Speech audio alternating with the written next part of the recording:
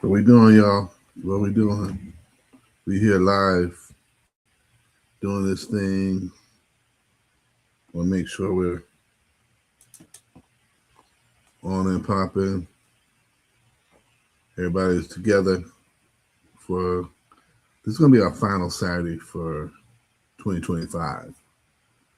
We won't be doing this next Saturday.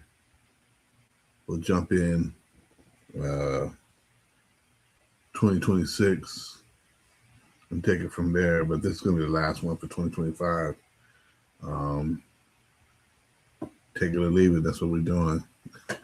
And ending this with a real positive note because as we're wrapping up 2025, getting into the holiday season and everything, we're coming across some worldwide madness, if I can say it like that. Let me drop this for about a minute and a half, and then we get into what we came to talk about. Right now, we're dealing with um, shootings that are targeting students and professors on college campuses. We're dealing with shootings that are targeting religious groups in holiday gatherings, first day of Hanukkah out in Australia. Um, not really, not really pushing into the holiday spirit, I'd say. Then we're dealing with some madness in just sports and society.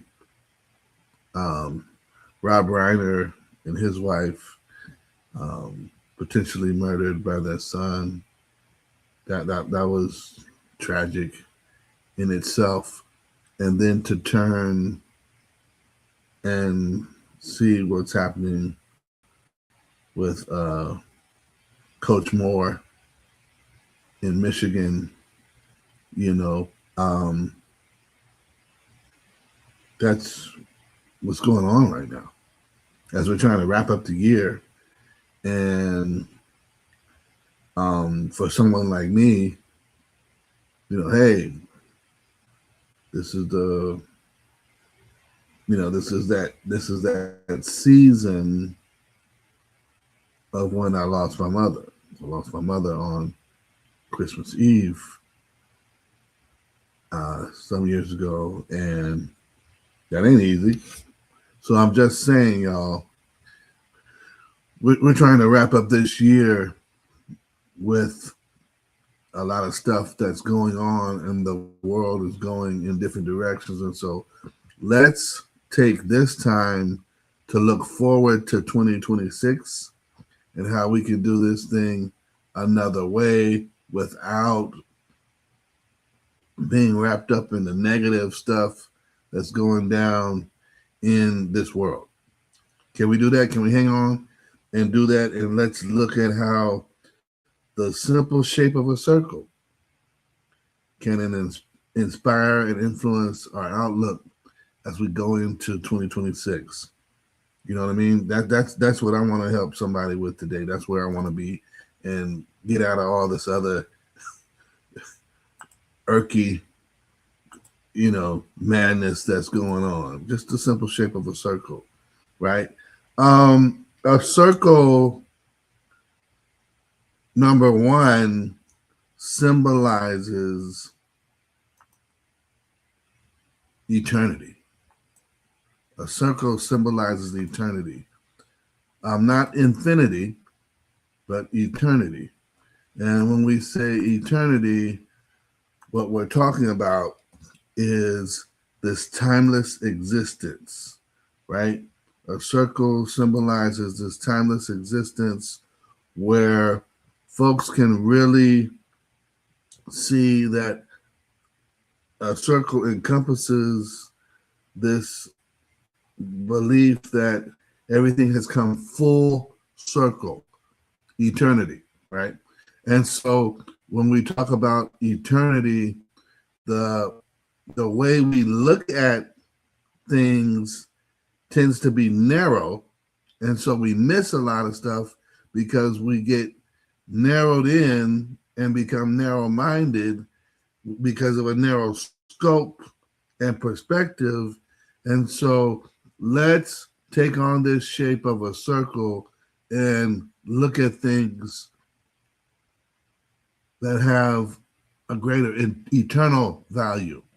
People of faith, we should be looking at things that have a greater eternal value, not the earthly things, right? We can see that the earthly has its own value system, but that system is so far below what's eternal,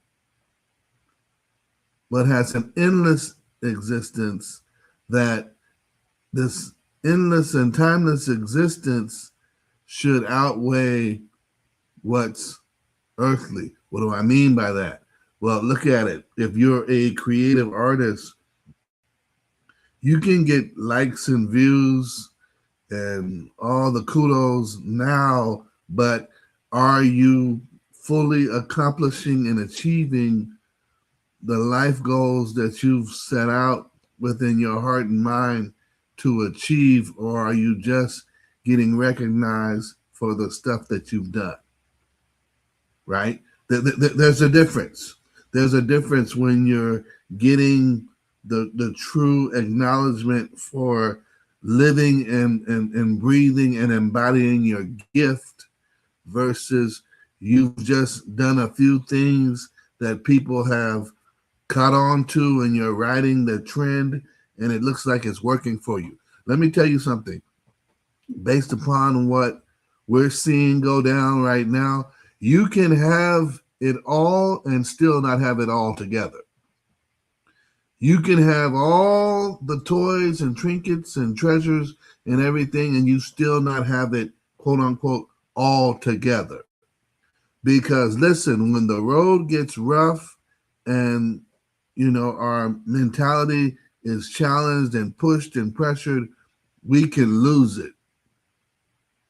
And we're seeing that with some people today because of just the simple pressure of life. And so let's not simply say us taking advantage of where we are and how we're existing is all that. We're not doing a super great job when we have it all in our hands, but it's not all together in our heads. God help us.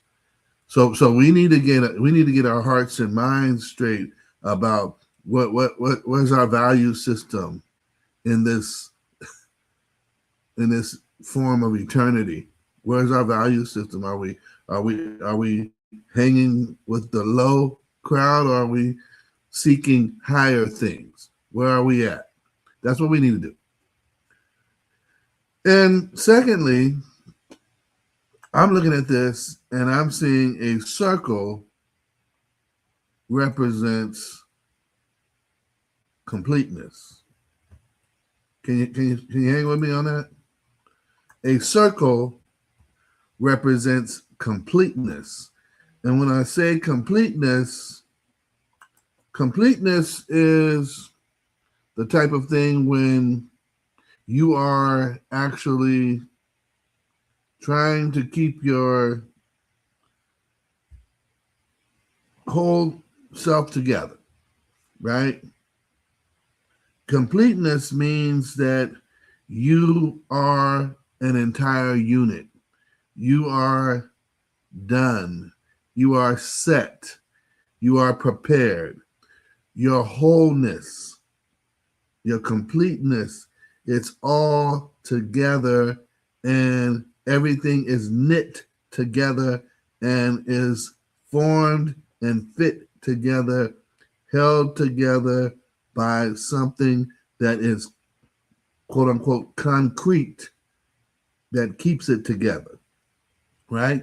So we often think about the body and the different systems of the body. The bones are connected with joints, right? The muscles are connected with tendons. And so those connections help add to our completeness. When they become disconnected, we're not complete, we're not whole.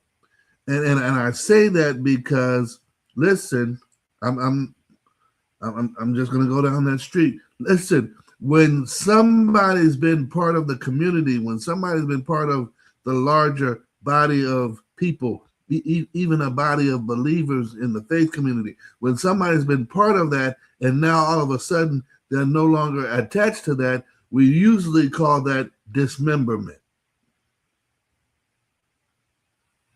They've been they're no longer a member of that group. They're no longer part of that party. They're no longer in that crowd. They're no longer part of it. And so our connection to our completeness is maintaining those many connections of our system. Can we say it like that?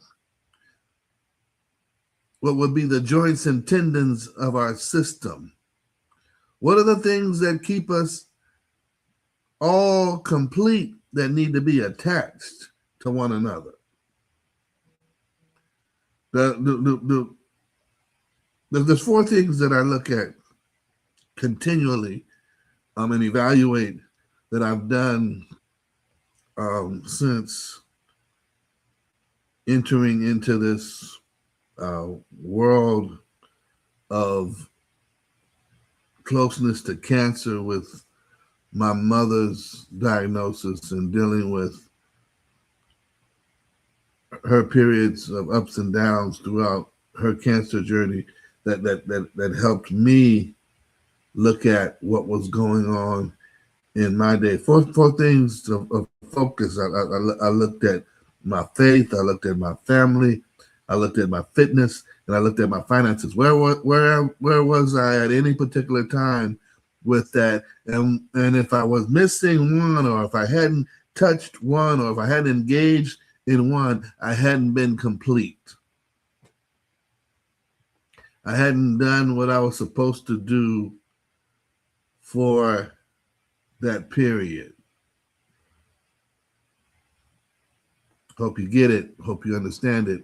I'm trying to get someone to recognize that in the midst of everything that we're doing and trying to do, we can find ourselves going, but not to be our entire selves. We're not entirely there. We're in position. We're there in person, but we're not fully present. Something else is pulling at us. And so in 2026, be there, be complete, be whole, get everything together and be fully present.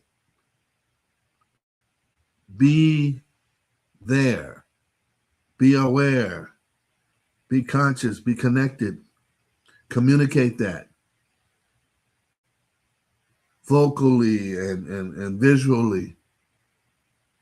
There's a whole lot we can communicate visually with nonverbal communication, but let others know I'm here for this. I'm here to engage. Call on me, talk to me. That's what I'm here for. And that will help you. Come on. That will help you with your outlook as you continue in 2026. Imagine that hey, I've got my stuff together, so I'm showing up in order to offer something and not just take. What if someone showed up to AA like that in 2026? What if someone showed up to Narcotics Anonymous like that in 2026? I'm not showing up to get a boost. I'm showing up to lift somebody else up. I'm not showing up to get encouraged. I'm showing up to encourage somebody else. What if somebody showed up like that? What if someone showed up at the circle for the battered wives in the women's shelter and said, I just showed up today to make sure someone knew that another person who understood and empathized what they were going through could have someone say, hey, I'm here for you. Imagine that. Imagine that. And so we see the shape of a circle as eternity. We see the shape of a circle as wholeness. And then we see the shape of a circle as perfection. Perfection. Because a circle has no beginning and no end. The circle is the ring that symbolizes the bond between the husband and wife. And so the circle symbolizes perfection, that we come together and we have this unison that cannot be broken. We have this perfection that has no starting point, that has no ending point. It's just in existence. And it's strengthened by nothing breaking that circle. Old school folks used to say, let the circle be unbroken. What we've got to understand is that most of this is figurative, but it's not fantasy. Most of this is figurative language because we're saying it and we have to embody it. We're the circle. We're the community that encircles and embraces one another. And our circle, we can let people in, or we can close people out. Our circle, we can have people join it or have people walk away. What you've got to look at in 2026 is, who's in my circle? And not so much who's worthy of being in my circle. Who's in my circle? Who did I let in? Who did I let stay in? Who did I invite in? Who's just been hanging around because we've never had that conversation of, are you with me or not? They've just been hanging around. They're on the edge of my circle. Sometimes they're on the inside, sometimes they're on the outside. Sometimes they're 1 foot in, sometimes they're 1 foot out. Who is it? And why are they connected to me? Because listen, 2026 is not the year for dead weight. If you're going to make some moves in 2026, you need to get there and get on it and get moving as lean as possible. Who is in my circle? And if you're carrying dead weight, you need to decide, one, do I develop a deeper relationship with this person? Or do I drop the dead weight? Come on. 2026 is not the year for carrying dead weight. And you've got to decide, do I develop a deeper relationship with this person, or do I drop the dead weight? Because if you keep hanging around with the person who's uncertain, if they really want to be connected to you, there's going to be plenty of drag time with that dead weight that keeps you from advancing into more positive territory. Ask Abraham about bringing his relative Lot along with him as they went to a land that God would show them. Got complicated. got troubling, and the question of who's in my circle became an issue. Go ahead and look at that. Ask Joseph about sharing a dream with some family members, and what happens when you share the dream and everybody's offended by what you've shared as your dream and vision that you got from God. It happens. Listen, in 2026, if you're planning a project, if you're planning something new, you might be like Nehemiah going back to rebuild the walls, and there's a Sanballat and a Tobiah there threatening you and teasing you and tormenting you and taunting you, and you still need to remain positive to see that through. 2026, like I said, is not the year for dead weight. You can't have a whole bunch of time dragging dead weight along with you, but 2026 is a year of determination. You got to be determined going into 2026. 2026 is a year of destination. You've got to be destined in 2026. Where are you headed? Know where you're headed and get moving and make moves to get there. And 2026 is a year of distinguishment. This is where you set yourself apart from those who aren't trying to do anything even close to what you're doing.